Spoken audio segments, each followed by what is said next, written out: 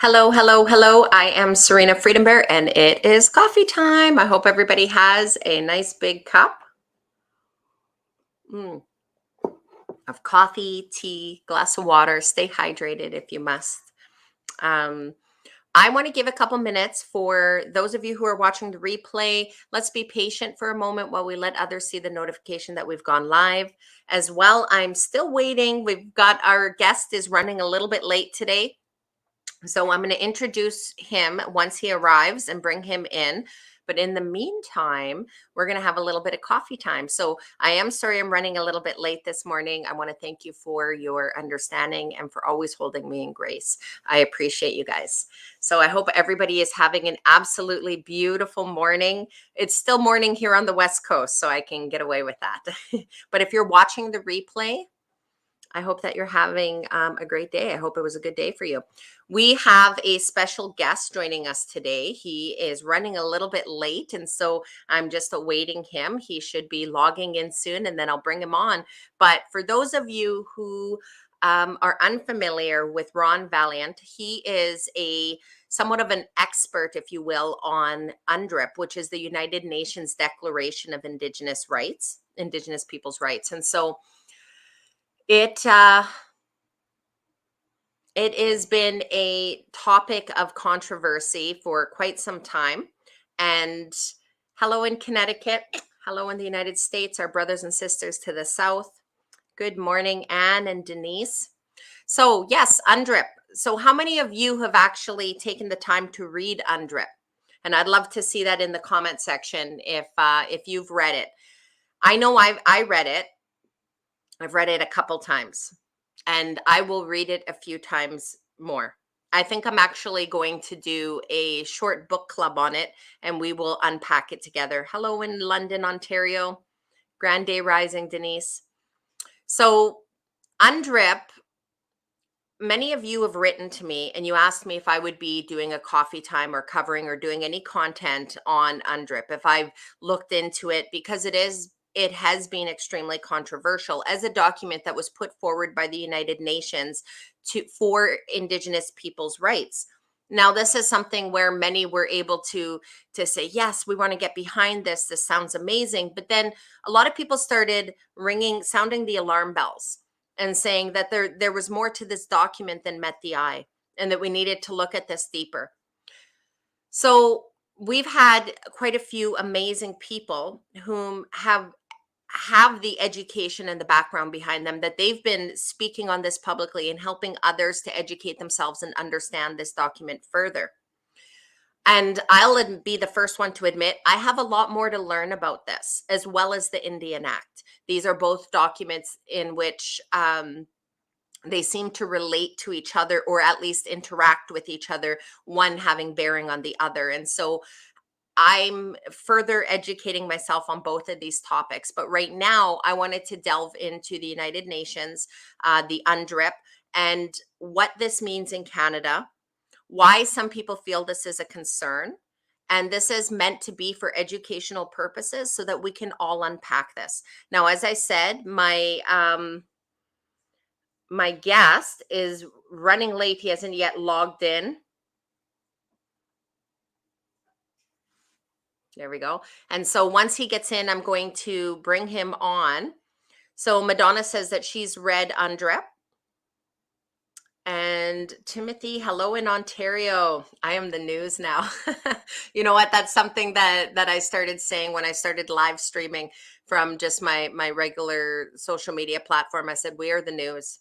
We have to be the media now because when everything's paid and scripted, it loses its integrity. When journalists are just reporting on what's put on their desk rather than doing any kind of research, it loses its journalistic integrity.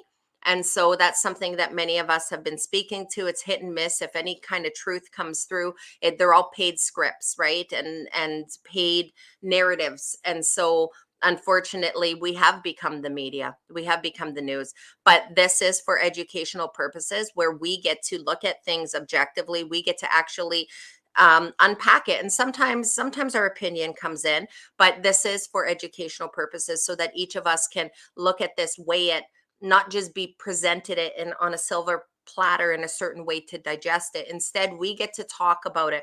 We get to use our critical thinking, and we get to decide, make decisions for ourselves on what something means, how it impacts us, if this is something that is in the best interest of our families, ourselves, our communities, if this is a direction we want to walk into. Okay.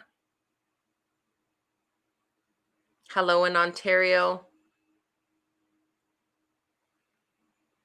So Kathy says she'd love it if I'd go through it with you. Absolutely. So we're going to have Ron come on.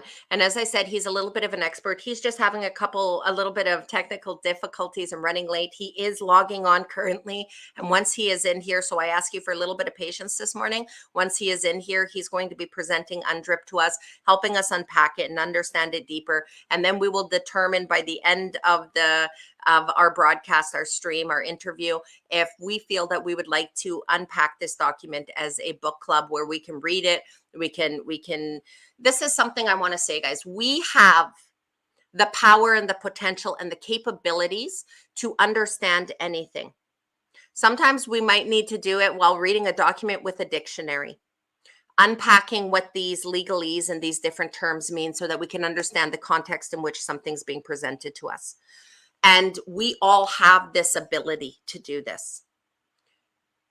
We often give it to those whom are professionals or educated in this field because they've dedicated to it. But it doesn't mean we're incapable of understanding it. And we live in a society today. Oh, look what's going on with my screen. We live in a society today that tells us that we are not capable of educating ourselves. We are not capable of understanding anything, and that we just need to blindly follow everything. And to that, I say, no, thank you.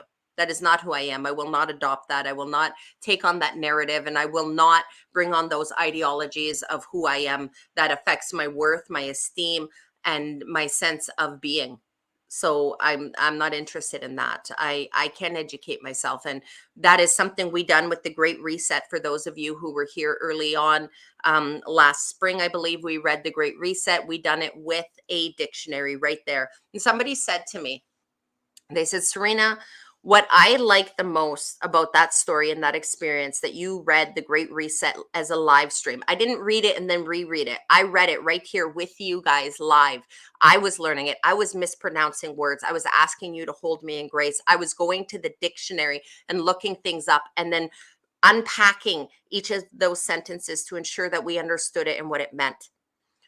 And what they said they liked the most about that was that it demonstrated to everyone that anybody, no matter your educational level, can learn and can do for themselves in this way.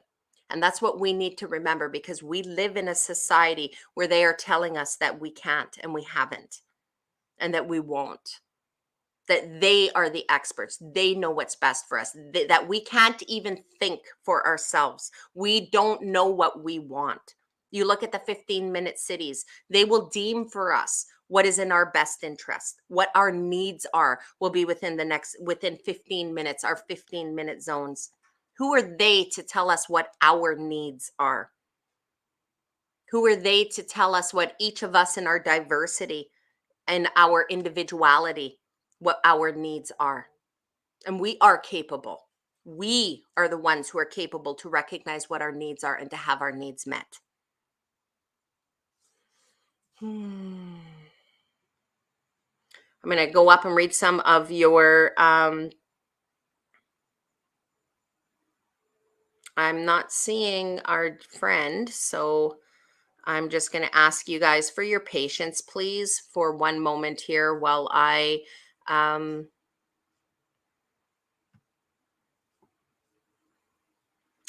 just check in on our guest, who I'm guessing must be having some form of technical difficulty. And so I ask you for your patience. Just one moment while I probe.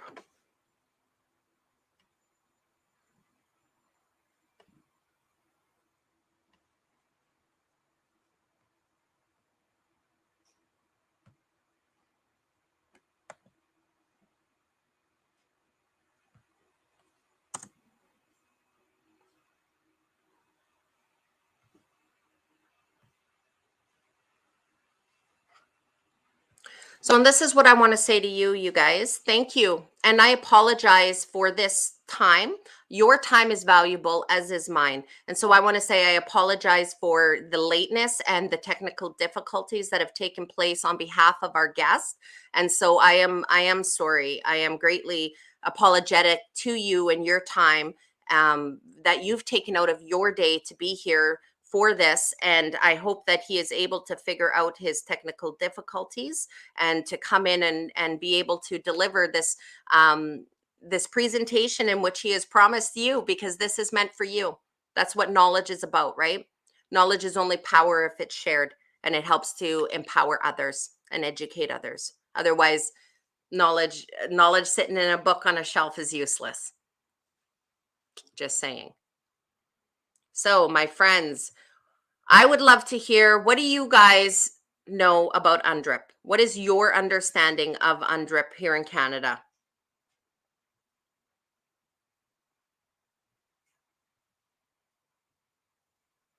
Todd says he can smell the wood stove. My wood stove's going. I don't know if you guys can hear it crackling. Bonjour in Montreal, Donatella. Hello, Kim, and everyone else.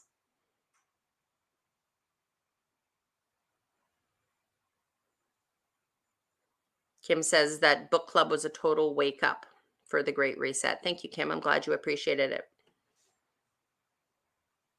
Todd suggests that maybe our guest is late and having technical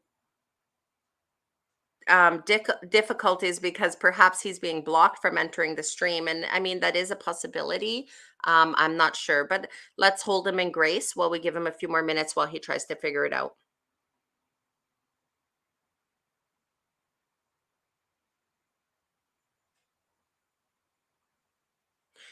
Anything you're wanting me to share, you're going to need to send it to me privately, please. And then I will share it there.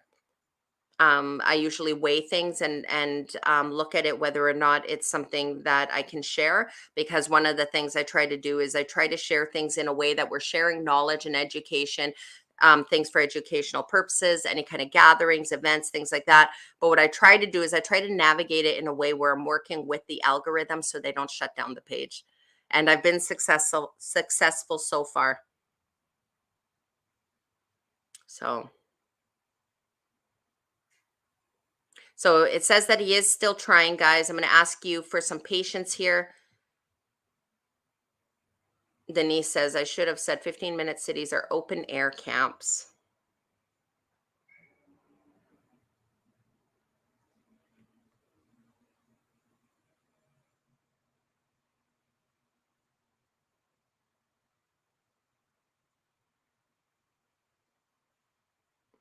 So let's see. Denise says that her understanding of UNDRIP is giving power to the UN. Not good.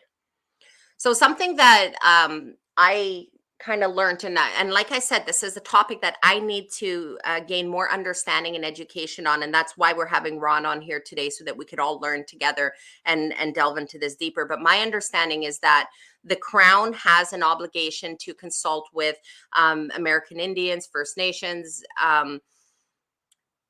whatever terminology is the proper terminology within the treaties. Okay, and so the Crown has an obligation to consult with. However, third parties do not. So when we adopt third party documentation like the United Nations, there is no longer a obligation for consultation to take place. So it seems as though it's putting the power into the voices of people like myself, our American Indians, our First Nations, our Indigenous people, right?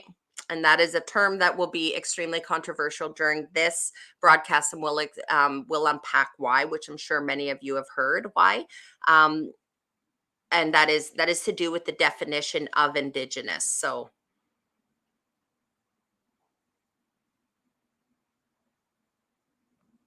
I don't. Okay, so Todd's asking about the links he's been sending. So here's the thing you guys got to keep in mind is that I get a lot of information sent to me as well as a lot of personal messages.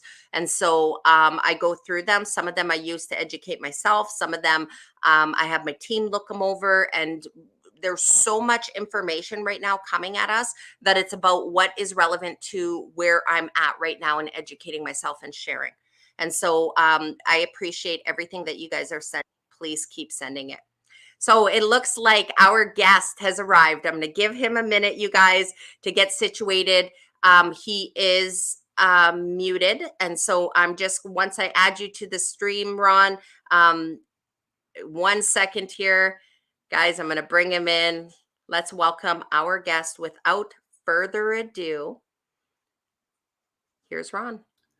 I need to welcome. Change my audio here to my microphone. So okay. Well, I'm going to give you a minute to do that, Ron. You are live right now, just so you know. Oh, I see. Okay. Yeah, you're live. So you go ahead and do your troubleshooting that you needed to. And in the meantime, I'm going to finish See, talking. what I got is a high-end microphone system or whatever, and it's not seeing it for some reason. I can hear you pretty fantastic, just so you know, though, Ron.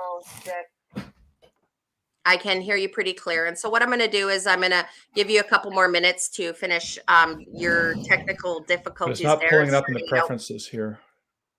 Let's see here. What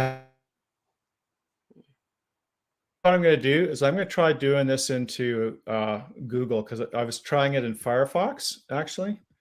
And I'm going to try it in Google, because Google's always worked when I did it with Odessa and stuff like that. Ron, can you hear me? Can you hear me, Ron? With this? Okay. Yeah, what I was going to say is that since April of 2020, I was normal, perfectly normal.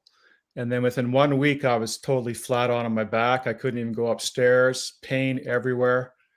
And I've been like that, you know, ever since. And I went to specialists and everything else. And now I finally found a specialist to, you know, who's identified it and everything else like that. But I tell you, for the last, you know, 2.5 years, it's been absolutely killer. Well, I'm sorry to hear about some of your physical difficulties. And I would sleep. I slept most of the time, actually. Yeah. Can you hear me though? I was sleeping when you called me. Yeah. Can you hear me though, Ron? I just want to do it. No, that's okay. No, that's fine. I'm on drugs now. I saw.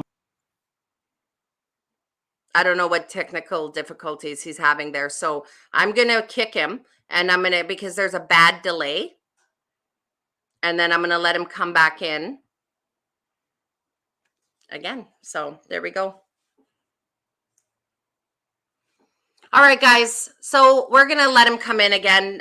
He had a bad delay. I could see that when I was speaking, he wasn't able to come in. So he's going to come in again so that he can use his other mic, I guess, using another, I don't know what you want to call it, a platform. So yeah, so we're going to be talking, he's going to be sharing with us about the United Nations UNDRIP, and we're going to be talking about that. Jason, I agree. I don't think there was a delay. He couldn't quite hear me. And so I don't think he understood that he was live as well. Or maybe he did. Everybody's got a different style, to each their own, and we welcome them in their unique individuality. There we go. So how's everybody doing this morning? Again, thank you for your patience as we work this out. If we're unable to get him on here, because I am on a time restraint as well as I have other appointments today. And so if for some reason we're not able to have Ron figure out his technical difficulties and to get in here to share the information he's here to share, then what we will do is we will reschedule. And again, I apologize for your time. And as I want to be respectful of your time, my time, and Ron's time. So let us see if we can get him back in here. And in the meantime, I want to show you guys, I don't know if you guys have had the opportunity to, read the document UNDRIP, but this is the document here. And you can look this up, the UNDRIP, UNDRIP. So it is the United Nations Declaration on the Rights of Indigenous People. And this is, you can look up the PDF version, and then you can just stream and read this. But like I said, we will be going through this as a book club and unpacking this and talking about it in greater detail. So I just wanted to show you the document and just let you know that, there we go. See if you guys can see me here. Have I stopped screen sharing? There we go. So then you guys can see the document yourself, you can read it, you can have a copy of it. And so we're going to give a couple minutes for that.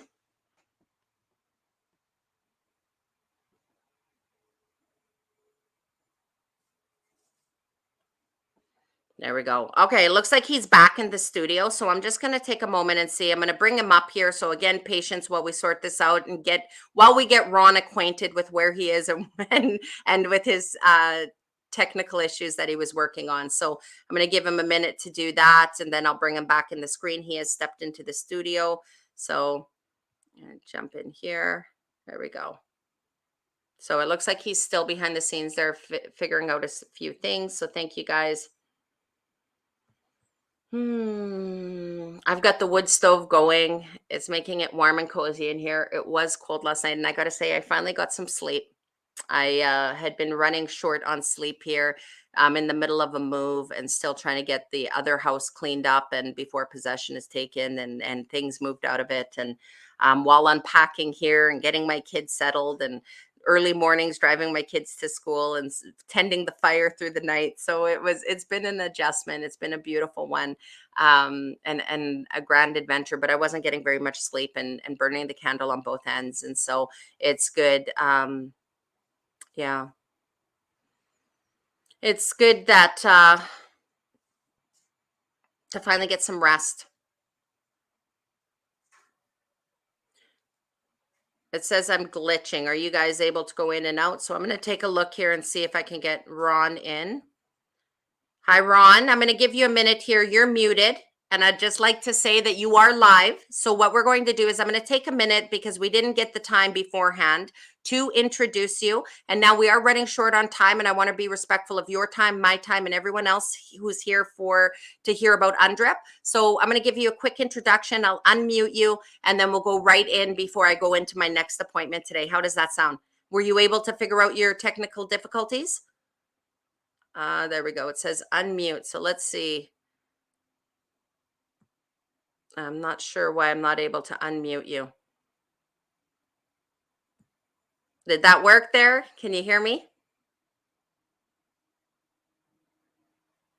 It says your mic isn't connected, Ron. It says I can't unmute you because your mic is not connected.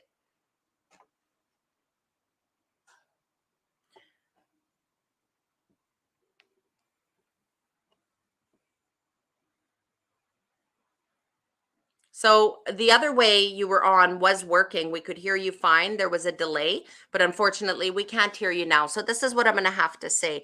I think we're going to have to cancel today's broadcast because I have another appointment that I need to, that I can't go late into as well. I need to honor that time of that appointment. And so if you're not able to figure out the mic within the next 5 minutes, we might have to just reschedule this broadcast. So it just says you need to hook up your mic. So I'm not sure. I'm not a technical person, so I wish I could be of assistance to you. But what I was saying is I was just showing the document of UNDRIP, and that everyone can go and see the PDF file and they could read it. They can get it right off the internet. They could read this. And this is something that seems pretty unassuming when you look at it and everybody's like, yay, this looks amazing. This is great information. We all want to, let's move forward. But yet there are those who are well educated on this document and are saying, no, there are quite a few things here that are red flags that we need to look into deeper and discuss and become better educated on.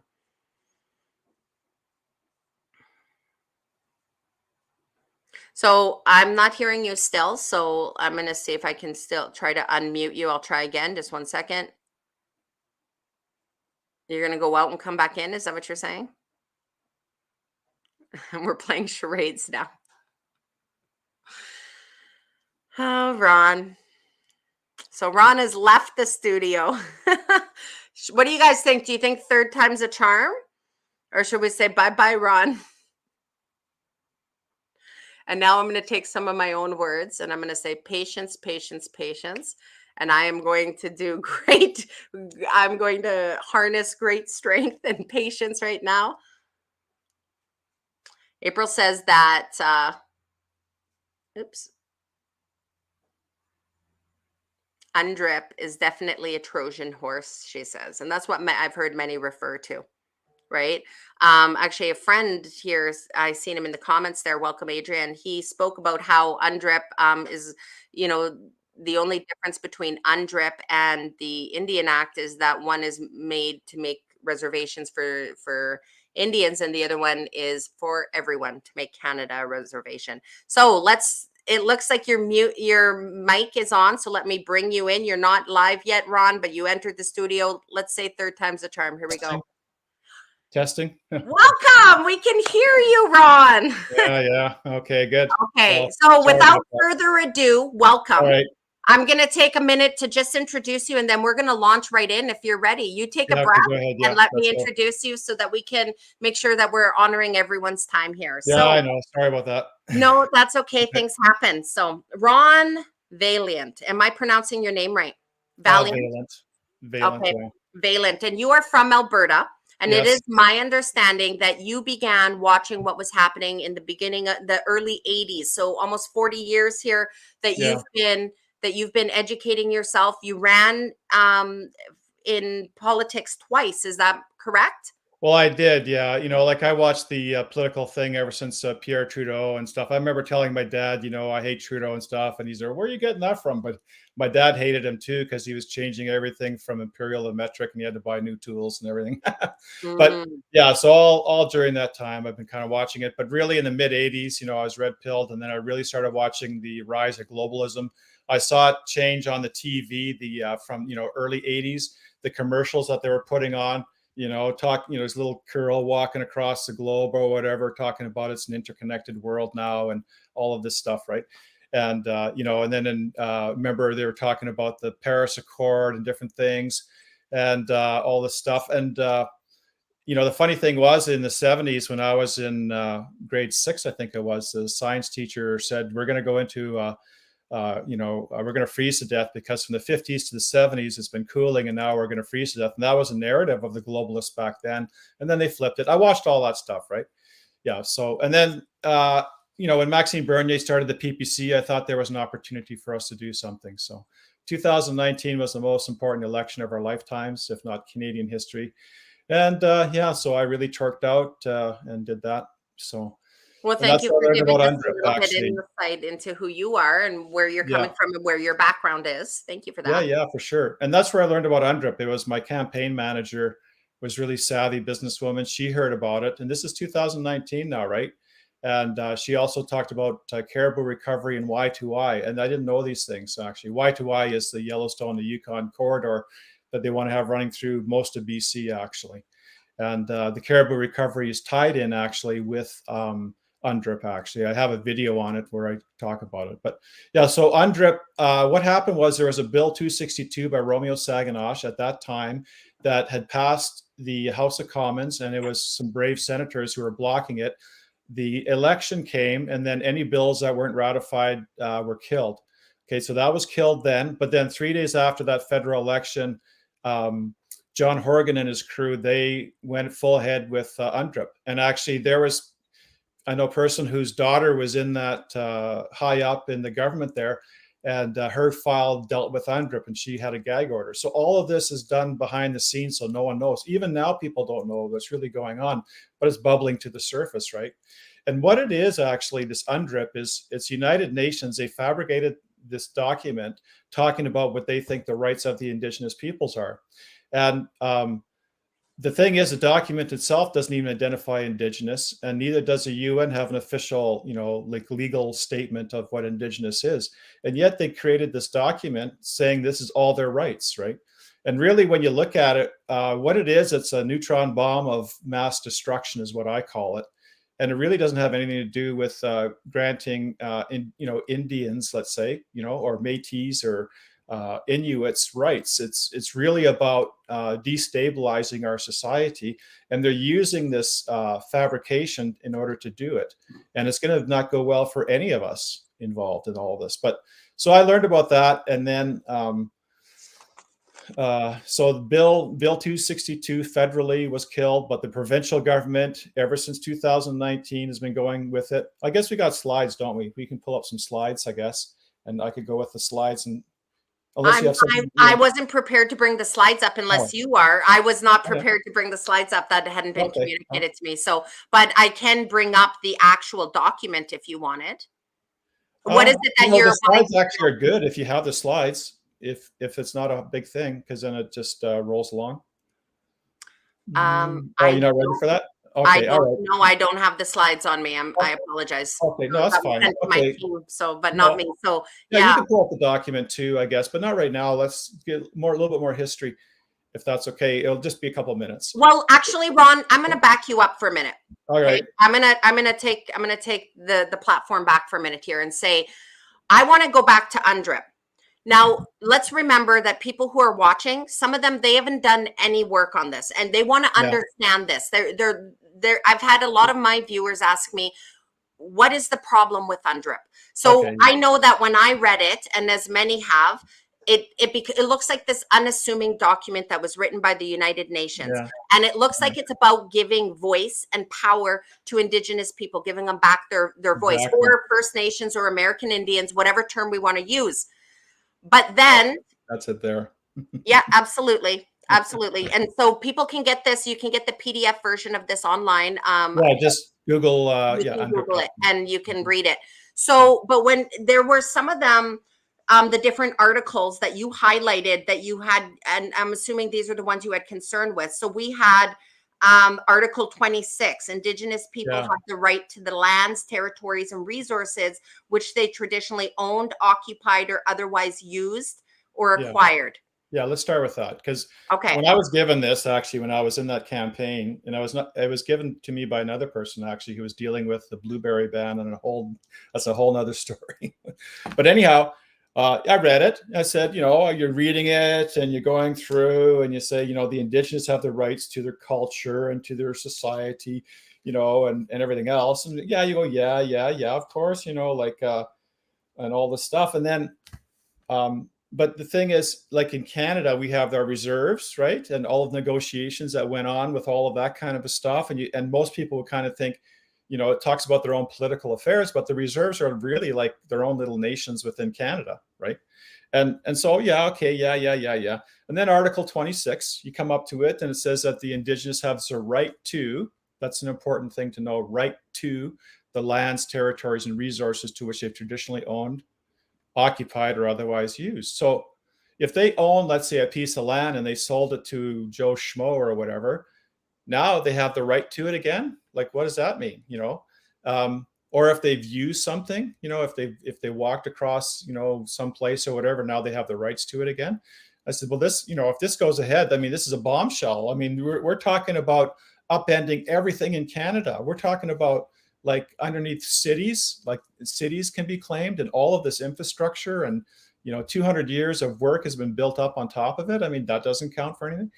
So that's when I thought, okay, well, this is, and when you go and look at the document under that lens, because, okay, look, there's Campbell River Mirror did an article, and it was an Aboriginal lawyer representing the various different Indian bands in BC. And this is almost 2 years ago, right? This is after John Horgan did the thing there. And it says that the Crown land has new owners, okay? And so this is really affecting people like over in Chetwynd, let's say, BC. There's a mill shutting down. There's 400 guys who are going to be laid off, and that's going to cast, it's not a big community. That's a huge hit. And the reason why they're, everyone's screaming for lumber and everything else like that, yet they're shutting it down because the provincial government is not issuing any more licensing for harvesting of the trees. Well, the reason that is because the Crown land's been given to new owners. It's the Indian bands who now have that, right?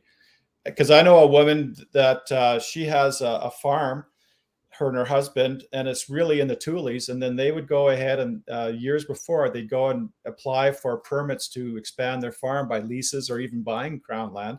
And 2 times there was no problem. The 3rd time they had to wait a whole year. And it ended up being that they said, we did not know which Indian band is claiming the land, will claim the land. You're going to have to work it out with them. They're going to have to either, buy it from them, lease it, or have Indian workers on your, whatever they decide to do. And this is back in 2019. Okay. So that's what's going on. And this is a way for the UN to basically shut down, like in the case of BC, northern BC, these small towns are going to just be decimated and killed. Fort St. John, Fort Nelson, Mackenzie, and everything else. And they're going to be, what the UN wants to do is they want to resettle everyone into large smart cities.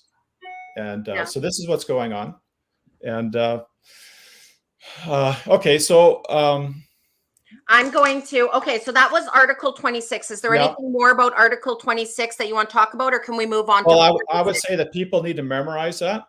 And that's going to be your defense if you have to go, because really what's going to happen, like what has happened now is Vancouver in 2014, the city council unanimously agreed that the whole city area is basically, there's 3 Indian bands, the Squamish and the other 2, I forget now, that they're the rights and title holders of that land. And so they have an UNDRIP strategy plan where basically they're going to share revenue and stuff like that. So they're going to be asking for taxes from people and stuff. And if you go and you have property and you end up having an Indigenous tax or a fee or whatever, keep your eyeballs peeled for that, and you pay it, that means that you're acknowledging it's their land. And so this is where our fight is going to have to be, and it's going to be, something, or, the thing is that the government's behind it. That's the problem, right? So yeah, definitely, consider that. I mean, I'm not giving you advice of what you should do. I mean, I'm just telling you from my perspective, that's how I see it. Okay. So yeah, number 5 is another one, because, okay, so once you realize, okay, there's Bill C-15. Okay. That was just BC. Bill C-15, we were fighting it. We were actively involved. And basically that was ratified in June of 2021. And that all Canadian law basically now, with consultation with the various different Indian bands, it's the Indian, Inuit, and Métis people they've identified in the bill. And every Canadian law has to be consistent, that's the word they use, with UNDRIP. So since 2021, the middle of, when they got back into power and doing all their stuff, it immediately started, and now everything is being claimed in Canada. So it doesn't matter where you are, it's all being claimed, and it affects all of us. And so when you realize that Article 26 means all of Canada, then everything else, when you read the document, applies to that. It's not just on the reserves. Okay. So you brought our attention to Article 5. I just brought that up on the screen for everyone to see. Yeah. Article 5 says that the Indigenous peoples, whoever they are, because you have to remember that even though Bill C-15 identifies it as being Indian, Inuit, and Métis people, it says that everything has to be consistent with UNDRIP. And UNDRIP has no definition of Indigenous, and that's on purpose. But anyhow, we'll get to it later. But the Indigenous peoples have the right to maintain and strengthen their distinct political, legal, economic, social, cultural institutions while retaining the right to participate fully, if they so choose, in the political, economic, social, and cultural life of the state. So here you have a city within it, or a country within a country, but this is not talking about reserves. There's no talk about reserves here. And this could even be an individual, because it's so open-ended. That's the whole thing about it, right? And that's going on right now. There's actually a dual legal system being set up right now, one for the Indigenous and one for the non-Indigenous, right? Okay, Article 28 is another one. Article 28. I'm going to skip ahead to 28. Oh, yeah. I skipped too far. All right, I've got it up. Article 20. Okay, this goes along with Article 26. The Indigenous peoples have the right to redress by means that can include restitution, or, when this is not possible, just, fair, and equitable. That equitable, that's a real UN word, right? People need to learn these words that are UN based. Equitable, justice, everything's going towards justice, and the justice is the execution of all of this stuff, right? Solidarity, all that kind of stuff. Okay, so just and fair, equitable compensation for the lands, territories, and resources that they have traditionally owned or otherwise occupied or used, that have been confiscated, taken, occupied, used, or damaged without their free, prior, and informed consent. So this is talking about having to pay for the use of the land for the last 200 or 300 years or whatever it is, right? And it's not just talking lands, it's talking resources and territories. So territories would also include water. And in New Zealand, they've been doing this too. And the Maori, they've claimed all the water in New Zealand, 50 kilometers out to sea. So that's where all of this is going, and it's going to set up. Everything's going to have to go through the various different Indian bands for approval. And what I heard up in northern Alberta, the Liberal government, they went in there and they went in with the chiefs and they said, look, you go ahead and claim all this land, but then you shut it right down. No resource develop, nothing. And then one chief, said, no, I'm not going to do that. Then he was released or whatever. And then another puppet put up there. At least that's the story I heard. Okay, this is third-hand information already, but it's consistent with other things I've seen. The basic story, and that is they're going to claim all the land, and then they're going to shut down resource development, and that ties into caribou recovery. That's exactly what this whole plan is to be able to achieve UN Agenda 2030 targets and World Economic Forum you'll own nothing and be happy targets. And you have to remember that it was Brian Mulroney in 1992. I remember that when that was coming up, it was the Rio de Janeiro summit, the World Summit or whatever. And that's when Agenda 21 came out. Agenda 21 means the UN's agenda for the 21st century.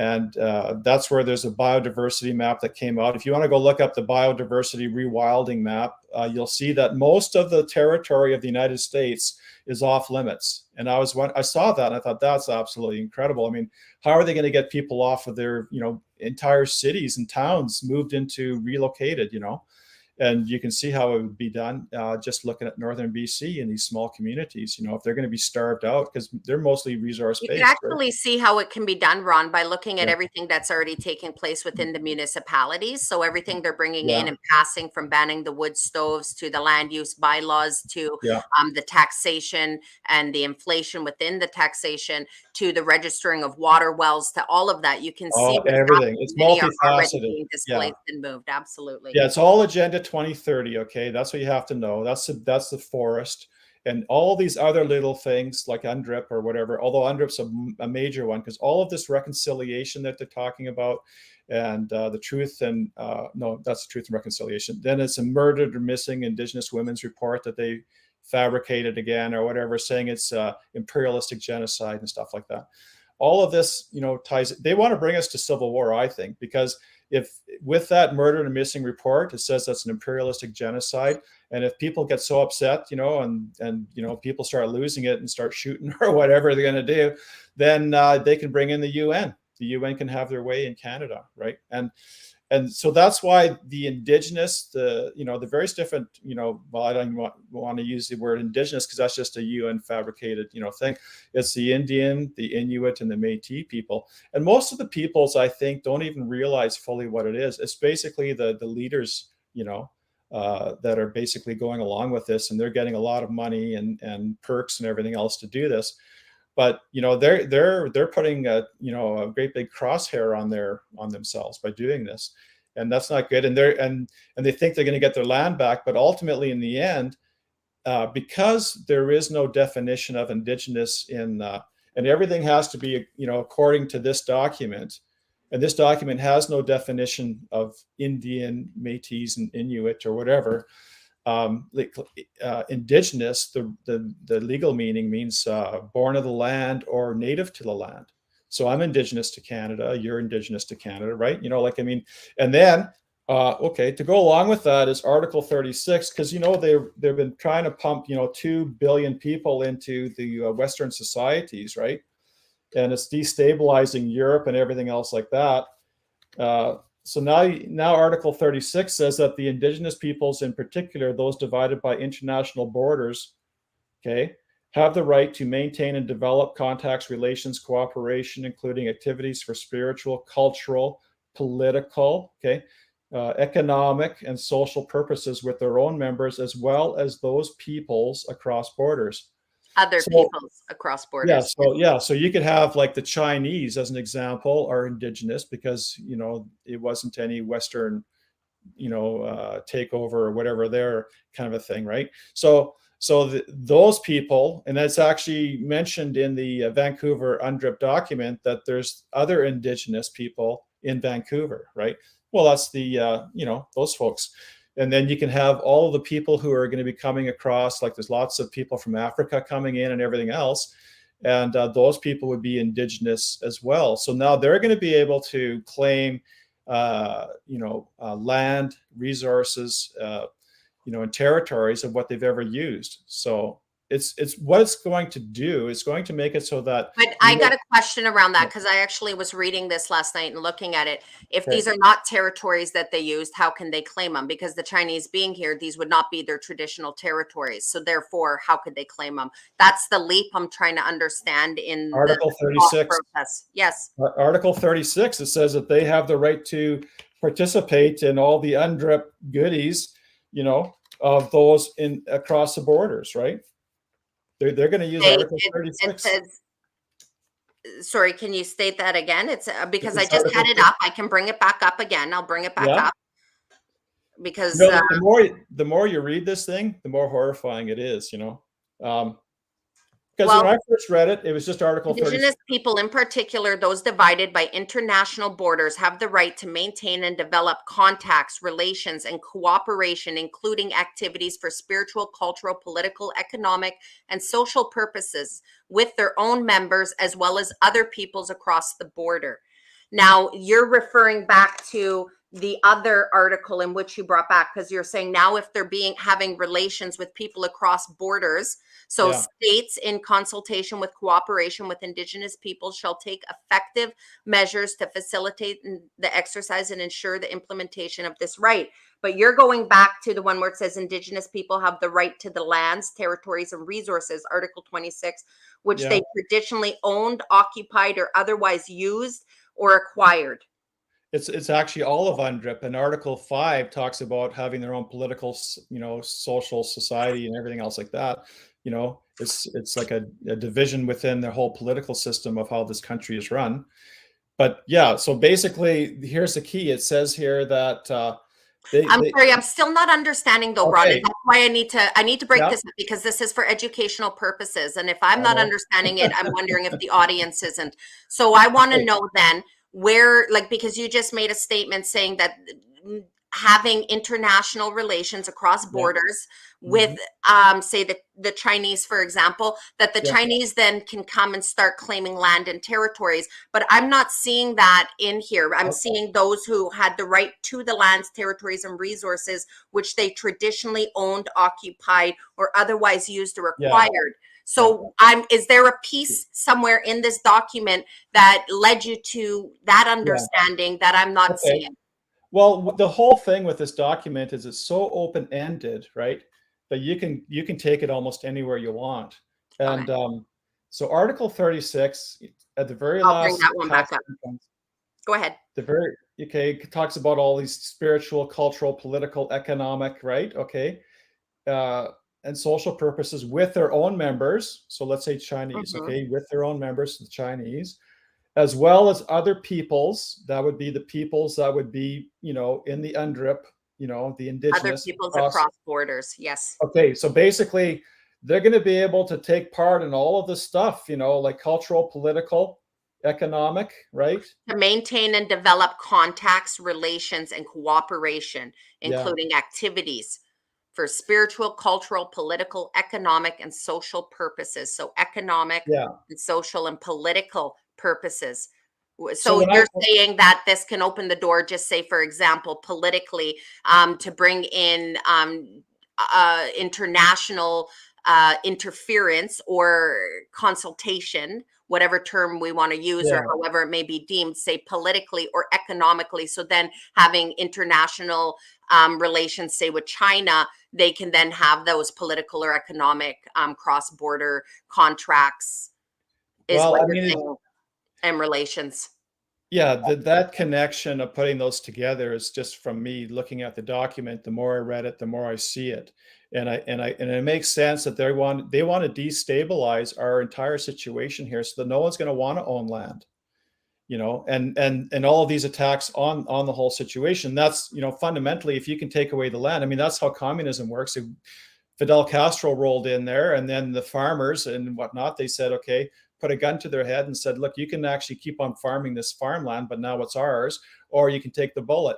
And a lot of the farmers took the bullet, right? And so communism wants to take away private property, private rights, and the World Economic Forum is all talking about that, and so this is, to me, this is the salvo to, to soften the target, and yeah, so that's my connection with it. I think that's definitely, because there's a reason why they're also trying to pump so many people, because you have to remember, like in Canada, we have our immigration policies, but then the Liberal government, in cooperation with the UN, come up with a new thing called the Global Compact on Migration, not immigration, migration. And they're saying that climate change is making it too hot for the people down there. And there's 2 billion people that have to go to a northern climate and use way more CO2 to keep warm than they do over, like it doesn't make any sense. You can't look at this stuff logically, because it's just basically an attack. It's an attack upon our society, and it's our politicians who are implementing it. UN can go and write all the documents they want, but it doesn't, right now at least, doesn't have any force within Canada unless you have our politicians doing it, all the way down to our municipal level. And so this is where our fight is. We have to go to these politicians, and we have to warn them that you're destroying Canada by going along with all of this stuff. And this is what the agenda is. They want us to own nothing and be happy by 2030. And so instead of marching around in parades and stuff like that, although I think that's good, that builds community and all that kind of stuff and educates people, what people need to do is get active and find out who their city councilors are and who represents them, and actually there's something people can do. On Mark Friesen's website, because he's been a leader in Canada educating people on Agenda 2030 and stuff like that. He has a website. It's ffcs.info. It's like Frank, Charlie, Sam. Frank, Charlie, Sam in letters. Here, right? I'll put it in the comments. Spell it for me. FFCS, Frank, Charlie, Sam.info. And on the very top, there's all kinds of different things you can go look at. And one is UNDRIP. And I asked Mark to post, it was a letter to the editor in a local paper, and they never published it because they said it's too tinfoil hat and anti-Indigenous. But I only had 500 words, and I couldn't talk about, how they're being played. I had to just lay out what's going on. But there you can go ahead and you can grab that. You can just copy and paste it and send it to your counselors and write your own little note saying, I'm very concerned about this issue, and then send it to them. And get them educated on it, right? And so the more we can educate our counselors and mayors, and then there's if you're in a town or whatever, you can do it to your town, but what region are you in, or county, and go to them as well. And then what I did is I sent it to all of the administrators, because the administrators are dealing with this stuff, on a daily basis, more so, right? And get them educated so that they can actually like the whole place on fire with this information, and then go up, even higher to your MP, right? Now the Conservatives, what they're going to tell you is that, yeah, we don't like UNDRIP and we voted against it. But what you have to understand is no Conservative MP, even to this day, has warned us. And when I had my 8 debates with Bob Zimmer in northern BC, northeastern BC, I brought it up every single time because Bill 262 was in play and I could see it was a danger, and Bob didn't want to talk about it. And then finally in the Mackenzie, the second last meeting, he says, yeah, well, UNDRIP's been going on for a long time, blah, blah, blah, blah, blah. But the Conservatives in 2017 or 18, they were the ones petitioning the Liberals that they're not going fast enough on UNDRIP. And then when it came to Bill C-15, I spoke to with a group of people. Mark Friesen was on the line too, and Arnold Viersen. I said, look, I don't see anything on your social media or your YouTube channel warning Canadians about this bill that's so monumental. And then he said, and it stunned us all, he said, some things are better left unsaid. And he was honest. I think that was an honest answer. He knows, where his bread is buttered, and we were so stunned we didn't ask why.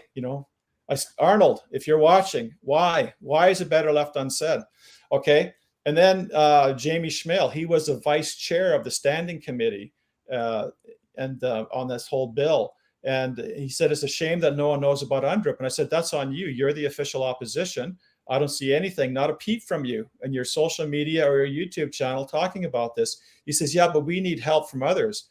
I said, we've been fighting it for, like 2.5, 3 years, a great sacrifice to us, and still to this day, he probably hasn't had a word on it. No MP has. And that's because they don't want to touch it. It's a powder keg. And it's all, they know that they have to keep quiet on it because they're, for whatever reasons. I mean, Arnold Pearson said it best. So that's what's going on. So the people don't know about it because the politicians aren't talking about it. They could have leaked the story. Arnold Pearson and Jamie Schmale were supposedly the ones to protect us with the Conservative Party of Canada on this horrendous bill. And they completely dropped the ball. They could have actually, months before, they could have leaked it to independent media. They could have leaked it to MSM or whatever. And was that Bill 262 that you mentioned previously? No, that's Bill C-15. Which bill are you speaking of now so that people can look into that? Yeah, Bill C-15. Bill 262 ended in 2019. Okay. And then what it was actually, because I would, they did a throne speech, and I did a previous throne speech where the government talks about what they're going to do. And I just, hold my nose. I go, okay, I got to watch this stuff. And then the throne speech at the end of 2020, they basically said one line. It says, we will reintroduce UNDRIP. That's it. No media picked it up. No one talked about it at all. I made an emergency broadcast video, and about 50,000 people have seen it now, I guess. And so people reached out to me, and we started actively trying to fight this thing. And that's when we ended up with a Zoom call with, Arnold Pearson, Jamie Schmale, because they were part of the standing committee on that. There's a first reading, second reading, standing committee, final vote. And so there you go. And so go ahead and put the fire to your MPs and say, how come you don't have anything? You're not warning people even now, and don't let them off, and I think as more, that's what's happening. Actually, a lot of people are realizing the way to fight all this stuff is to get active and to, it's one thing to share something on Facebook. It's another thing to organize a little group or whatever, trying to organize and go to your local city council meetings, that are public, and bring up all these issues of 15-minute cities or whatever, and be armed with facts, and don't just go there and be emotional, And I want to take a moment and say it's important to understand how to navigate a conversation when you can understand what some of the potential, repercussions might be, or alternate narratives might be that come now. And I want to unpack one of these right here, right now. So one of the things, as I said, UNDRIP is controversial. Okay, it's controversial because there's the mainstream that are pushing this. This is a great thing. This is righting wrongs of the past, things like that. Then there's everything you're bringing forward. And then there's that gray area in between where there are people who are trying to understand. And there are some who are saying that the controversy, or those who have issues with UNDRIP, it's those who come from, now everybody, this is going to be a trigger conversation. I ask you to bear with me, okay? This is the settlers who are not wanting to give up their privilege. And so they don't want to see the power back in the hands of Indigenous people or First Nations people or American Indians or Métis or Inuit or whatever term we want to use. And that this is about settler privilege. So there's that aspect of it. And so being aware of that when you go forward, it's to be able to understand why actually, is it actually putting the power back in Indigenous people's hand, or First Nations or American Indians or Inuit or Métis? Is it actually? And I will bring back this point because I did kind of ask you about this. And then I sat here and I went ding, ding, ding as I was sitting here listening to you talk further. Okay. That when we look at in Canada through the treaties, the Crown has an obligation to consult with Indians. Third parties, however, do not. The United Nations is a third party. Their document, the UNDRIP, is a third party. When we look at Article 36 again, Indigenous people who are divided by international borders have the right to maintain, develop contacts, relations, and cooperation, including activity for spiritual, cultural, political, economic, social purposes with their own members, as well as other people across borders. You brought up, for example, these relations being, or contracts being conducted with the Chinese. Well, what happens, again, I bring it back to, once you are doing third party affiliations and contracts, there is no longer actually any way to go to court if anything is done that is a violation, say, to go to court and be able to say, to hold accountable through consultation. And we'll bring it back to what happened on Queen Charlotte Islands in, I believe it was 1991. There was a land rights that was put forward, and it was still being going through the courts, and it was a right to harvest on their traditional territories as well. And then in 1996, the ministry, I believe, they did a transfer of licensing to Weyerhaeuser. Weyerhaeuser went forward and they did not consult with the Haida Gwaii. The Haida Gwaii went to court. This was overturned in court, and it was overturned because the Crown has an obligation to consult with First Nations or with the Indigenous or American Indians. However, third parties do not. So when we start seeing bringing in third parties, whether it be China using the United Nations, when you look at the forestry announcement that was just made on February 15th here in British Columbia for the whole province of British Columbia, where they came forward and they said that the NDP put forward that 50 bands were going to be chosen to speak and represent on behalf of 203 other bands. Now, this goes against the Constitution, Article 36 as well. Interesting, 36 keeps coming up. But Article 36 says that Indigenous people or First Nations have the right to self-represent, to make decisions on behalf of their own nation and their territories. So when you go back to that and you look at this, what happens is you are now opening that door for land to be taken, for it to be lost, or through these contracts, through these different things. And when you see that, actually, how are they choosing these 50 nations? How are they choosing to speak on? It's like saying Newfoundland's going to make decisions for how the land in Alberta is going to be used. I know. Yeah, I mean, it doesn't make any sense. And none most of this actually, makes sense. and so, but when we look at this, that I want to look at this from all peoples. Okay, of course. That's what we need to see here, is that this isn't raising the voices of Indigenous people or First Nations or American Indians. This is not raising the voices. This is opening up the door for third party consultation, third party contracts. And those third parties then means you've just dissolved any kind of accountability on this land and in this country. I don't know where it is in UNDRIP exactly right now, but it says that existing, treaties and everything else will remain. So there's that. The other clarification is that when I talk about, the Chinese people being counted as Indigenous, I'm not talking about, having the Chinese government being part of it. I'm talking about the individual peoples, just the peoples, because I don't think I wouldn't go as far as to say it's going to be with China itself, but so then let me ask, what would make the Chinese be counted as indigenous and you not? What would be the difference there? Well, basic definition, that they're using is that you got the settlers coming in, right? And then, so they're the non-indigenous and everyone else is the indigenous kind of a thing. And that's where, but the thing is, okay, here we are. Okay. You have the various different Indian bands, and they were running around, doing their stuff on the land, and they're, living their lives and everything else like that. And that's great.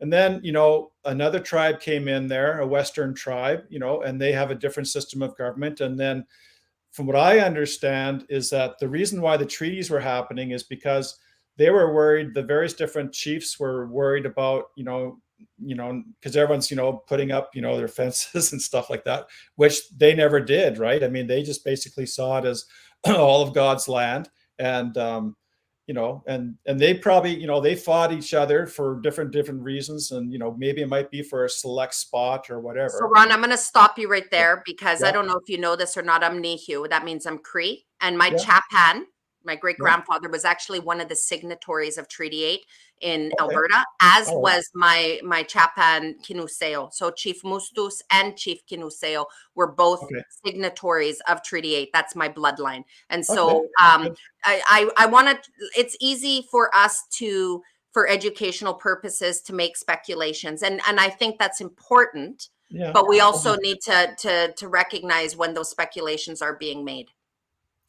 Sure. I'm just giving you my opinion on what That's I've right. seen with Thank you. this. And thank you for declaring Yeah. that. I appreciate Yeah. that. Because the whole thing now, okay, look at World War II or World War I, how borders changed and everything else is there. We can't change what happened back then. That's the whole thing. You know, it's unfortunate. The selfishness is involved. People, you know, they conquer other people and they do all kinds of crazy stuff. You know, we can't really change that. I mean, are we going to go back in World War I and change borders? I mean, they're not doing that. And yet we're going to go back 200 or 300 years and change everything back.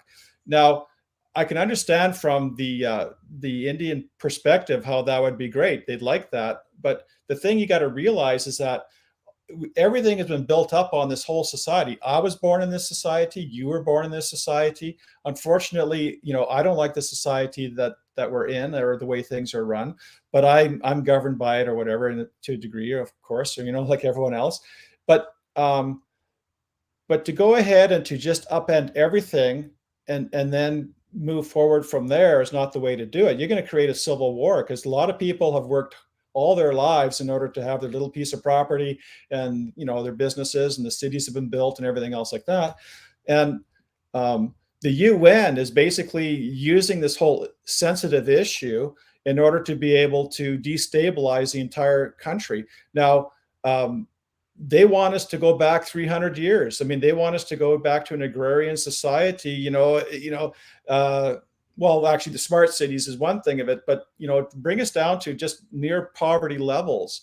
And that's what's going to happen if Canada goes, you know, and gets destroyed, you know. But they're doing that because they're collapsing the economic system, and they're doing that on purpose, Well, because when you got to dismantle the system in place to usher in it's no different than when you want to actually look at history, look at and learn from it. So if you look at what happened with the reservations, it was that they can be equated to 15-minute cities. When you have reliance because the systems have been collapsed, then what happens is that reliance creates forced compliance. and And so dependency. that's why they have all these pilot programs coming in, all these different initiatives at this time. They're doing an economic collapse to get us reliant on the systems to corral us where they need to. And, you know, getting back to the reserves, how I understand it, and this is good that you know the stuff, is that the agreements were like, there's all the treaties, the different treaties are the agreements that were made between the government. So it's not me, right? I'm not responsible for any of this stuff. It was the Crown. And right. Okay. And then the various different Indian bands. So Treaty 8 is an example. That's the area. If you go look on a map, it's a big area. That's the area where that basic document or agreement was made with all these various different Indian bands. And it was for 120 acres per person. You can be on a reserve with the perks that they put out there, or you could take it as an individual. Now, is that how you understand it? Or do you know that stuff? No, Okay. and I wouldn't say perks. I'm sorry, I wouldn't use those words. Well, I mean, I watch. I'm one of those people, Ron, that I understand in what I grew up in, and I understand what the rest of Canada grew up in, and I understand that there have been narratives that have been sown and terminology that has been sown to create divide on all sides, and I do not subscribe to those types of divide. We need to unpack that bullshit on both sides of the fence so that we can learn to walk together and move forward. Narratives were sown on purpose to create that kind of hostility towards each other. And we need to unpack that all around. But I will say, to answer your question, I will say that, yes, absolutely. When you create reliance, you slaughter the buffalo, and then you bring in food programs, and you bring in all of these different things, no different than what we have today and is happening. Well, that's the whole thing. I mean, if the various different Indian bands and people, universal basic income, CERB, all the same type of stuff. Well, that's what they did. I mean, it's the same power structure that did to them back 300 years ago or 200 years ago, like you're talking about with the buffalo and all that kind of stuff. are the ones who are doing this whole UNDRIP thing. And so when I say perks for the reservations, I think it was a perk as a sell back then. They were being hoodwinked. They were being brought into this system. And it's the same way as, we're being sold on all kinds of things today, like a 15-minute city is going to be a great thing for us, blah, blah, blah, right? And then people buy into it, just like the Chiefs bought into To the this whole reserve. thing of the reserves. Absolutely. But the ones who actually did the best, I think, are the ones who just took the land. Because if you had a family of 5, you almost had a section of land that you could work with, right? But it was a different political system, a different group of people. It also, when you go back to the 15-minute cities and you go back to digital ID and you look at in the UK, they're already being fined for leaving their 15-minute district, right? They deem all you need. When you look at what happened on the reserves, my ancestors couldn't leave the reserve without the Indian agent giving them a pass or they can be arrested. The children were apprehended and put in residential schools. There were many things. They couldn't leave for work, for medical, for hunting, unless they had that pass. John A. Macdonald is quoted in Parliament saying, my Indian agents are doing everything they can to ensure the starvation of the people. Okay. So these passes were used to manipulate the people and force compliance. No different than the way digital ID is going to be used. I agree. All of us. Yeah, a reserve is like another country within Canada. So it's all like of Canada is going to be a reserve. These 15-minute cities are all going to be reserves. Yeah, absolutely. So the people in the reserve, it's like going across the border into the United States for Canadians. It's like another country. So there you go. It's an age-old, long, way of doing things. And but anyhow, from my perspective, I'm not a settler. I'm Indigenous. I was born here. Whatever those guys did in the past and all that stuff. And it's not the average person. Like my families came on either side into Canada in the late 1600s, early 1700s. Okay. And they didn't do that to the various different Indian bands. It's the politicians. It's the crown, like you say, right? It's that system. No different than today with the way the media manipulates and the government manipulate the mass public and weaponize them against each other right now in our political and economic and our medical atmosphere and right now in society. They sow narratives and then we perpetuate them. They happen through us. It doesn't matter who brings it in. We subscribe to it and it happens through us. And that's the importance of learning from history. But that's the importance, Ron, of learning from history is so that we can change the way we move forward. I agree. Not repeat it, not dwell on it, but change it. And if you don't understand the past, you are doomed to repeat it. So you got 2 options. Okay. You go ahead with UNDRIP. You give all the land back to the various different Indian bands. It's so open-ended, this whole UNDRIP thing. You're going to have all of these other migrants coming into Canada, 500,000 a year or whatever it's going to be or more. And then they're going to say, hey, maybe I could go ahead and claim land too. Or other people say, this is a way I can fight it. I can say that I'm Indigenous. And then it creates this whole quagmire of stuff. Okay, we could go that route and just, dismantle everything and go back into the 1700s, except for the smart cities because all the small communities are going to be destroyed. Just like, Chetwynd there, the mine or the forestry is being shut down because the provincial government cannot issue these permits anymore. Okay, we could go and do that. And let's see how it goes for all of us. It's not going to go well for anyone. We're all going to be, we're going to be, okay, here's the thing. Article 46, let's pull that up. Because what they're participating in is the forwarding of us going into basically a New World Order government of the United Nations governing and overriding nation states. That's why, you got Antifa. If they identify, if you're a nationalist, if you believe in borders for countries, then that you're basically a Nazi or a fascist. But the way to look at it simply is to say we all have our own homes, and as we own our own homes, we have our own little fences or whatever. Call our walls of our home our own fences, right? Like a country. And we dictate who comes into our home with our policies that we create, as individuals. Or you can have it where basically anyone can come into your home and say, I'm here now. How do you want to live like that? And that's where we're headed, basically, with this whole thing with Canada. But Article 46 says Nothing in this declaration, talking about UNDRIP, may be interpreted as implying for any state, let's call What it number, what article is that one? I'll bring it up on the screen. 46. Number 46. 1 and number 46 kind of tied together. Okay, thank you. I'll bring it up on the screen. Go ahead. Yeah.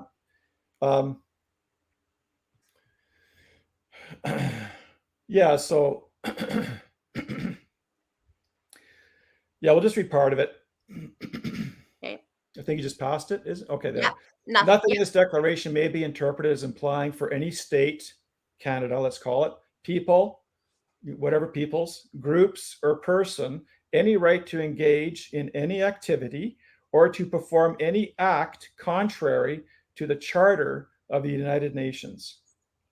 So by the various different Indian bands going along with this and forwarding this, they are putting themselves under subjugation to the Charter of the United Nations. And when you understand that the United Nations, by 2030, they want to be able to have their UN Agenda 2030 targets met, and it ties right into Klaus Schwab's World Economic Forum that you'll own nothing and be happy. And that's where we're headed. And so it is an absolute disaster for these people to go along with this. And so it's important, you know, with, especially with you, with your history and everything else like that, to inform these people, to let them know, look, this is going to subjugate us to the United Nations, and it's just going to destroy our country. You know, if they enjoy instead going, of this being the legacy, like the residential schools and the reserves were the legacy I inherited. However, this is now the legacy that all peoples across this land are going to inherit. Every one of our descendants are all going to be locked in this, and it will impact us equally. Absolutely. Learn and from it is what happened in the equally past. detrimental to our descendants. Actually, my father and his brother in the 30s, they actually went to like a residential school, even though they're French. And it was a Catholic school. And my dad never really talked about what went on there, but I saw him doing jumping jacks and stuff. And actually, he would try and, you know, he was a lefty, so he would write with his left hand, and the nuns would go and smack him with a stick or whatever, you know, and stuff like that. So he went through it too. But I don't know. Like, so what are the options? I think the best option is you work from where we're at here. The agreements were made. They made their agreements for whatever reasons, coercion, manipulation, or whatever. They got their treaty land, you know, on the reserves. And then there was those who didn't make any agreements. Well, then they didn't make any agreements. And so here we are to go forward. I mean, to dismantle everything, that's what they want to do. That's the whole key. Out of the ashes, the phoenix rises, right? And that's, you know, you have to see who's behind this. You're subjugating yourself to the UN, where half of the people, half the nation states of the UN, like China, Cuba, right, and different dictators throughout Africa or whatever, they don't believe in our society, our freedoms that we have. And that's what's under attack. And this is basically just a red herring. And it's using this divisive issue, you know, and stirring it all up in order to be able to, you know, make it happen so that people are going to lose their property rights or whatever. And then it's also going to get people so upset, and we're going to start fighting with each other. And then the UN can come in there and roll. Because I remember back in 2019, I would be speaking at the different debates or whatever, and I'd say, like, the UN troops, like, you got the tanks and the troops rolling right through downtown, you know, wherever you're living, right? And you go and you see it, and you try and tell people, look, the UN troops are here, you know, there's a takeover. And people say, I don't see any troops, I don't see any tanks. You go to the mayor, I don't see anything. You know, that's what it's like, you know, for how it's been for me for a long time, right?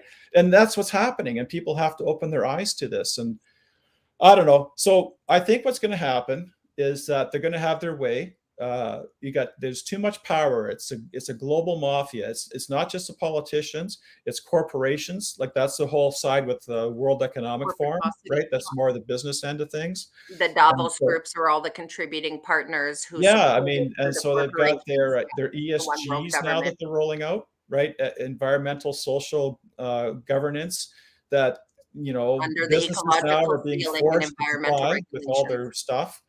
And they're going to have their way. Okay.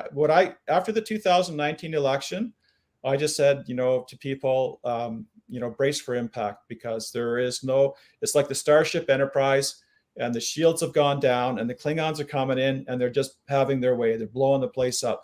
And that's, I'm not talking about just UNDRIP. Okay. I'm talking about the whole Agenda 2030 narrative, because, after that election, you basically had, no political structure that's going to defend it. And the PPC, People's Party of Canada, was the only one. It was made up of guys like myself who were very concerned with what was going on. And the people didn't realize what was going on. They just wanted to get Trudeau out, so they voted for the Conservatives and they doubled down. And Bob Zimmer is an example. What has he done to warn people about UNDRIP? Those people up in Northeastern, go and talk to him and say, well, how come go look at his social media and whatnot, and see if he's warned anyone or any of his communications. The letters that Martin Shield, in this area here has sent out to people, they talk about all this stuff, but they don't talk about what's really the issue, right?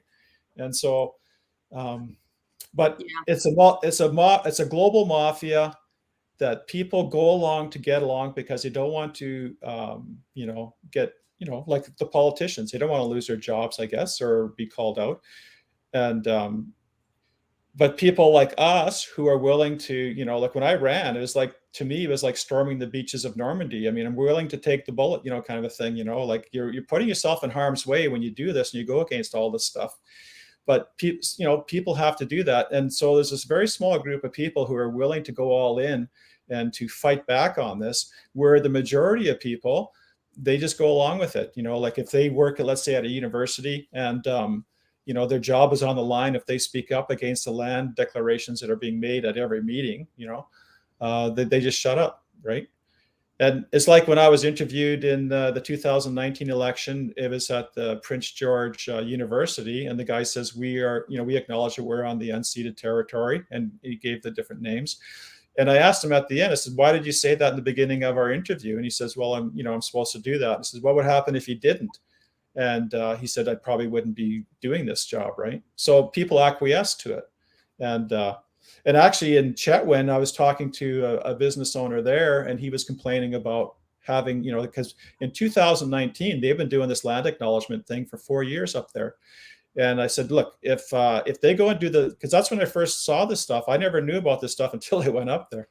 But anyhow, I said, if they're going to start a meeting and they're going to say that we acknowledge that we're on Treaty 8 land or whatever it was up there, then and everyone just agrees, Chetwynd's not a big town, everyone get up and just leave. And then there won't be any meetings, and you do this consistently as a protest, and then they'll maybe stop doing it. And he says, it would be noted who walked out and we'd lose our contracts. So, the couple bands that are up there, that they just have so much sway. Like you can't even turn over a rock in northern BC almost, unless you have some permission now. And that's where it's going. It's going to be like that all across Canada. So the UN is going to be using the various different Indian bands. But why, Ron? Go further in that statement. Why is that an issue? How is that, besides, again, I go back to my statement where people say, is this just a settlers' descendants who don't want Indians to have authority or to have rights or to have the land, or is this a land grab on all parts? How does that story you just shared, walk it all the way through? How is that related to United Nations and land grabs? Well, they're using UNDRIP, first of all. So they're subjecting themselves to the UN declaration first. And then Article 46 puts them and all of us, I guess, basically under this UN charter. And then you're putting yourselves under their goals, and their way. And it's those people who are behind that are the same people who did all the things to the various different Indians in the past. Okay. And I mean, so I could just go ahead. Acknowledgement of saying you were on the unceded territories of the, just say, okay, with that. Okay. So what that is conditioning. That's conditioning people that this is the way it is. And so when they go ahead with and fulfill their UNDRIP, and they go and, do whatever they're going to be doing through UNDRIP, then they say, yeah, it is their land, and that's it, And And the other thing too is that when you got the mayors and everything else saying that this is their land, then you can use it in a court of law with UNDRIP to claim that land, right? And it's So just you're going saying that it'll walk towards that by this acknowledgement right now that's taking place. It's conditioning everybody to say that yes, this is the traditional lands of the Hulkaminam people and the Cowichan tribes where I am currently. And so therefore it's an acknowledgement. It's been acknowledged, it's been put forward, nobody disputed it, nobody anything. So then yeah. it opens the door down the road for claims through court to displace people, to repossess the Well, land. yeah, to fulfill UNDRIP. I mean, that's how I see it. I mean, like I said, UNDRIP is so open-ended. I mean, just kind of look at it sort of logically where this thing's going to go. To me, over the decades, I've seen the systematic way they do things, right? They soften the target, like in warfare, and then they bring in their troops and then they go in for the final kill and all that kind of stuff, right? And that's what this whole land acknowledgement, because in Alberta in 2019, they weren't doing it. And then I went up to northern BC and they've been doing it for 4 years up there, right? And then after that election, it started happening in Alberta. And now it's everywhere, that I can see. And but I don't know. I mean, how is it going to work? How is it going to fare for everyone if we go ahead and do this? I just don't see that you just can't go and roll everything back, because it's just going to, people are just going to lose it. I mean, people have worked really hard to build up this country with all the infrastructure that's there, and you're going to go and dial it all back, and it's not very good. So you see it as a dial back. You see this. So that's what I'm trying to understand here, because there are those who say that it's actually not about putting the power in Indigenous or First Nations hands and dialing it back, as the terminology you're using right now, that it's actually a facade, and that it's actually the UN whose hands it's going to put it in. But some of the things you're saying, I think, need to become a little clearer. And I think that's for each and every one of us, all of us, to get clearer on, is that what is it we're saying here? Is it saying that it's a problem to dial it back and to do these land rights and to put the decision making and all of that in the hands of the First Nations people, because of the infrastructure and the time we've taken and our ancestors have to build this infrastructure? Well, I mean, that's society? a reality. Or are we saying that this is actually a facade from the United Nations and that power isn't going to be there? So which of the two is it? Because those are two different narratives. It's all of it. It's all of it. And so you see how one of those narratives, though, is what the public is pushing back against and why they're saying, oh, that's racist. It's not racist at all. But do you understand what I'm pointing out here is what I'm asking? Well, no, I get what you're saying. I mean, and that's, these are the discussions that people are going to have. As far as me being a settler and wanting to take control of this land or whatever, I could go and sell and walk away, and go on a sailboat, I mean, I don't have to be here. It's not. None of us do. None of us do. But I mean, it comes down to two different narratives there, right? It does come down to two different narratives there, because on one hand, you said to me your ancestors went to residential schools as well. That's not the same actually term. They went to the Catholic boarding schools where there was the same system, different things. You said, I'm not a settler, I'm an Indigenous person, about yourself, and I understand that. Then you also said that your ancestors worked really hard to build the infrastructure, that we can't dial it back. There's no point living in the past. There's certain things there in those narratives. I know, it's all of that stuff. I mean, but they all need to be unpacked, Ron. Well, if this is the time of truth, those uncomfortable conversations need to be unpacked as well. Yeah, the United Nations, what's happening globally, what's happening with One World Order, what's happening with the World Economic Forum, what's happening with the WHO, but what also the ideologies that we all still carry that are detrimental. Because we are doomed to just recreate the past if we don't walk through that all the way. And I'm pointing something out important, not just to you, everybody in the comment section. Okay? Well, because there are things here that are still out of balance that need further work and leaning into that we need to acknowledge, because there is still friction there and I can feel it. I can feel it. The friction is just getting started. It's yeah, it's just getting started, and this whole thing is going to make it into a big we can't stop at the friction. Okay, Oh, as I'm okay. actually a matriarch and I come from a healing background, right? Using traditional teachings. And so the work I do with women is that I actually would sit with them using these tools to lean into their healing. If we stopped at the friction every time, nobody would ever grow past their trauma, their wounds, their issues, to come to a place of being able to wield truth, power, medicine, and wisdom. And if we want to build something different where we all walk together, there's more work to be done. Sure. But what's your And it's solution? not just about educating about UNDRIP, because No. UNDRIP actually bloats everything else that we need to work on I know. so that we can walk forward. Yeah, when I went up there and I learned about UNDRIP and all this stuff, I says, I don't want to deal with this stuff. I mean, I don't know anything about the Indian issues or nothing, you know. And it's a quagmire. It's like it's been a quagmire in northern BC, and I didn't want to get involved with it at all. I would just rather have, you know, talked about other stuff. But here I am. And the reason I'm doing it is because I see it as a salvo against our country, destruction. But what's your solution? Okay, you're talking about different things here. So how do you see it? You know, how would you fix the situation?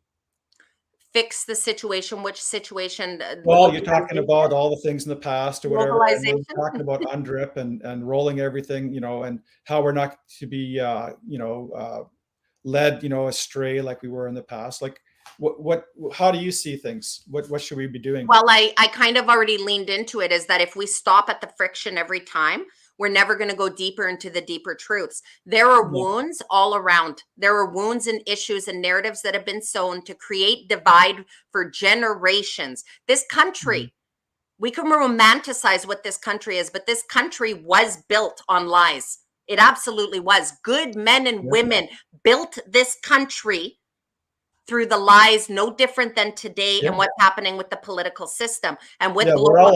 Wait, you asked me, Ron. You asked me. So let me finish, please. Okay. So what is happening? Oh, I lost my train of thought. Oh, okay. Go for it. Okay. Well, basically that, you know, you were saying that, well, it'll come back to you. There's no quick fix. There's no quick fix. I've been saying for a year how to fix all of this. But people don't want to lean into the hard work. It's great. Educating ourselves on something is step one. Sure. And then teaching others and helping them learn it, step two. But then we got to recognize everything that actually stands in the way and taints the potential of what we can build and do.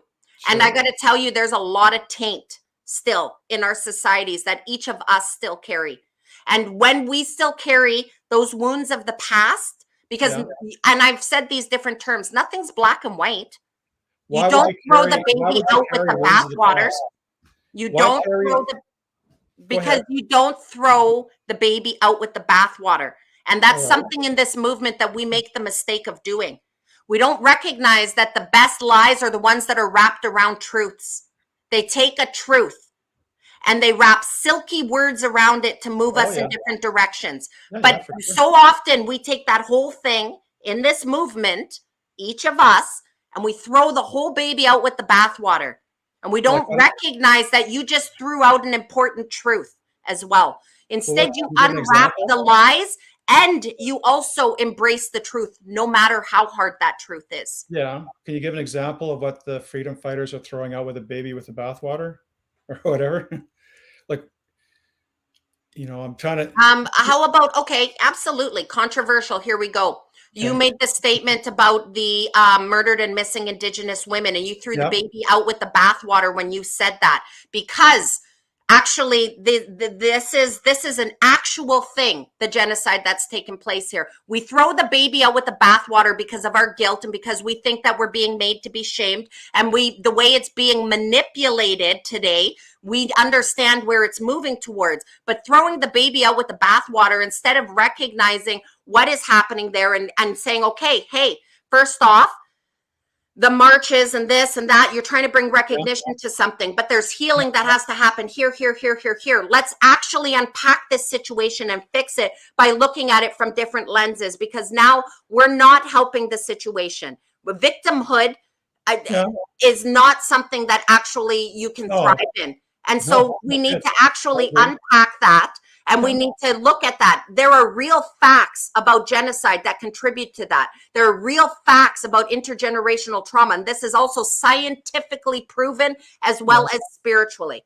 Okay, So so how there are real things. We don't throw the baby out with the bathwater. no, I If you agree, want but I to mean, make real movement, you actually lean into those things I agree. and I you mean, look at all the layers of it. yeah, And so, yes, United Nations is using this real thing and for globalization and creating divide in the narratives and society. yeah. You don't throw the baby out with the bathwater. No, I agree. I get it. But I mean, the thing with the Murdered and Missing Indigenous report, they're calling it imperialistic genocide. Okay, now with these women, you know, from what I understand, it's these women who have died or been gone missing with the, you know, the along that highway, right, between Prince George and Smithers and stuff like that. I don't see how that is an imperialistic genocide, but you know, I think that's being fabricated as far as calling it imperialistic genocide. The Now, terminology is fabricated or the well, whole the instance? terminology is fabricated in regards to the murdered and missing women's issue. Okay, and um, the thing is that we're all this is manipulation, and so the murdering and missing women's, I mean, that's a whole nother issue, and I don't think it has to do with an imperialistic genocide. That's show me the link where that is the case. There's all kinds of other reasons why they're being murdered and missing, you know, and but to me, it's just another thing that they've said that it's this imperialistic genocide to get everyone's emotions riled up on it. You know what I'm saying?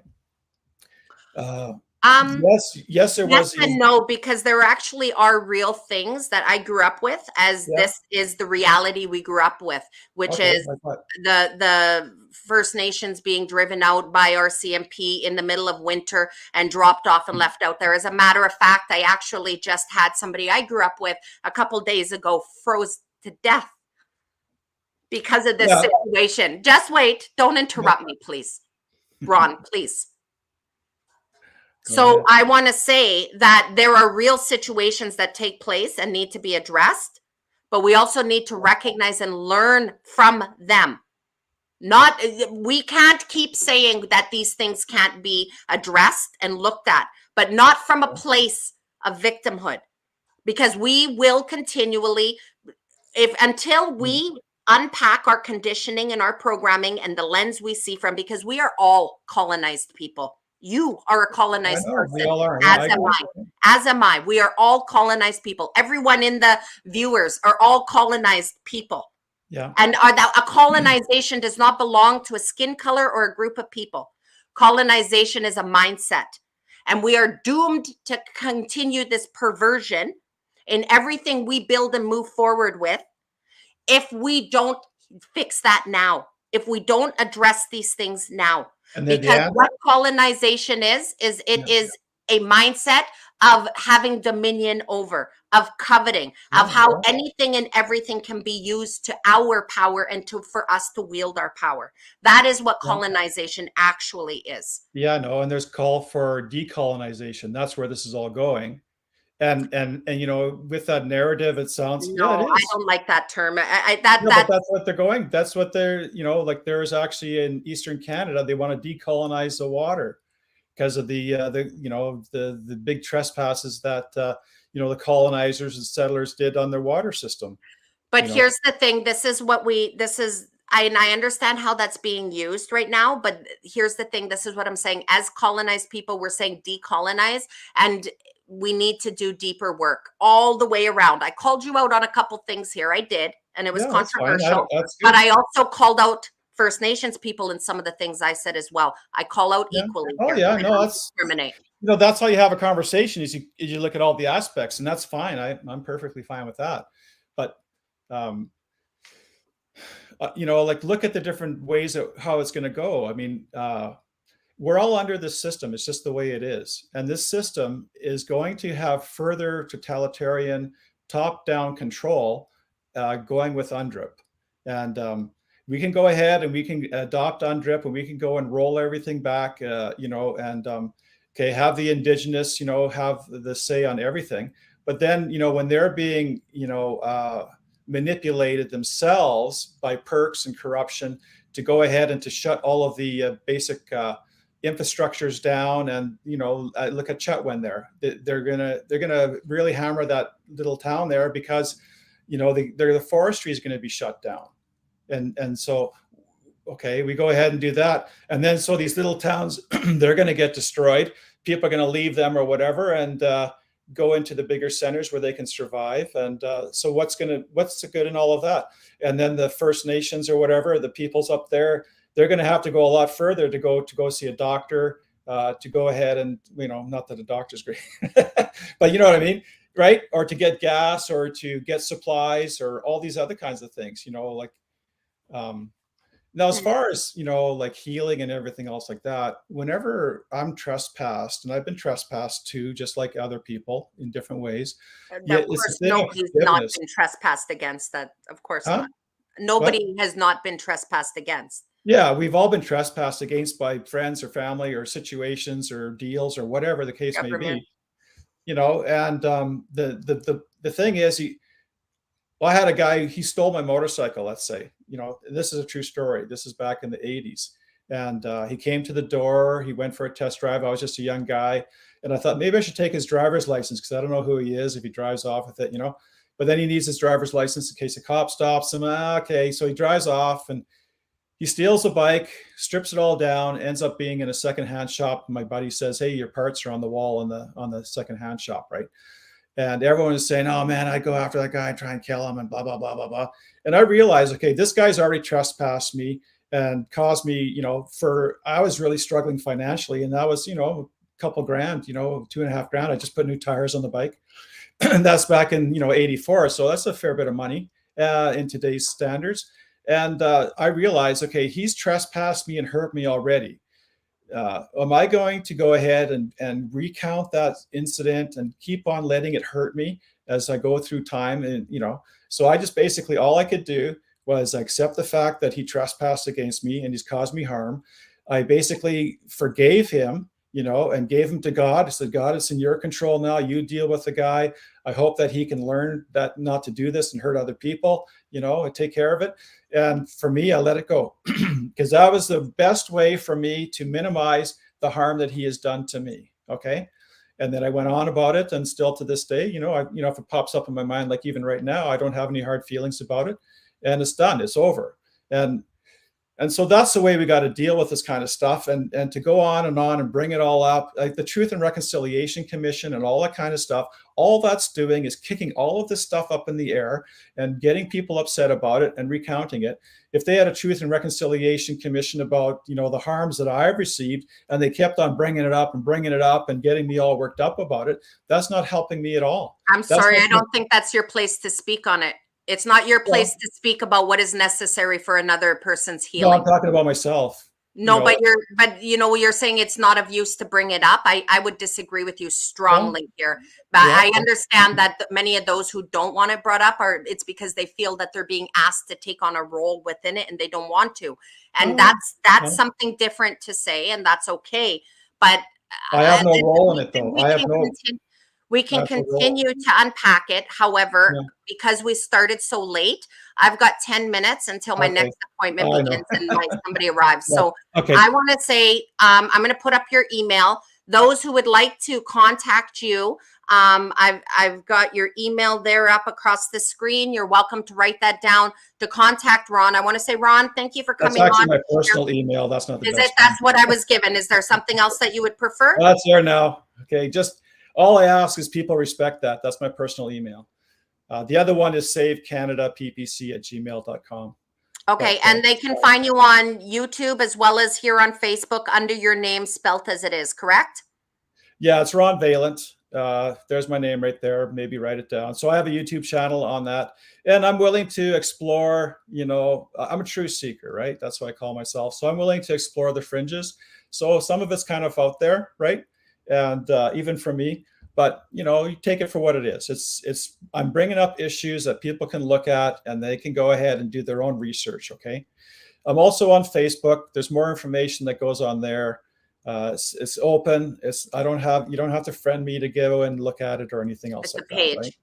Yeah, it's just a page. Yeah. And on Twitter, no profile. Yeah. And on Twitter too, but I don't post as much there, but anyhow, I don't know. I mean, I Well, got kind of. Oh, go ahead. I got no, kind of I just stuck. wanted to say thank you so much for coming, Yeah. you guys reach out if you'd like to speak with Ron further, see some of his videos on YouTube, follow his channels, or you can contact him about some of the things that he shared if you want to discuss it further. I want to say thank you for coming on. Thank you for also being open to sharing as you've Oh yeah. learned it, as you've explored it, your many years, over 40 years of dancing in that system. And so thank you for sharing from your lens what this is all Yeah. about. I appreciate that. Yeah, I got kind of pigeonholed with UNDRIP because I kind of went the furthest, the earliest, but But that's okay. We need it's all part of the yeah, whole big thing, right? So absolutely. I yeah, agree with you. I agree yeah. with you there. Well, thank Okay. you so much, Ron. You have a Yep. wonderful day. It was great to have you on. Thank you for the Yeah. conversation. Some points it got a little Oh no. heated, but that's great because if we are truth, No problem. you say truth seeker, I say I'm a truth advocate. And for Yeah. me, it's about Yeah. all forms of truth. So thank you for We'll those. be talking again, I'm sure. Yeah. All right. Awesome. Well, have a good Fix day. it. We'll solve it all. We'll fix We'll the solve it problems. all. All right. Well, you have a wonderful day, Ron. Okay. Thank you so Yeah. much. Thank you. Bye. So everyone, there you have it. Thank you for joining me today. We had Ron. You have his information there. You can go check him out if you want to further explore some of his content or where he goes with this. So, like I said, some of the conversations, they were a little bit heated, a little bit controversial, but you know what? As I said, as a truth advocate, we need to be unpacking all the truths. And I don't stop at the ones that are uncomfortable to talk about or make me feel uncomfortable. So let's lean in. And that might not be for everyone, but that's who I am. That was Coffee Time with Serena Freedombear. So thank you guys for joining me. And I will see you tomorrow. Have a wonderful day and share, share, share.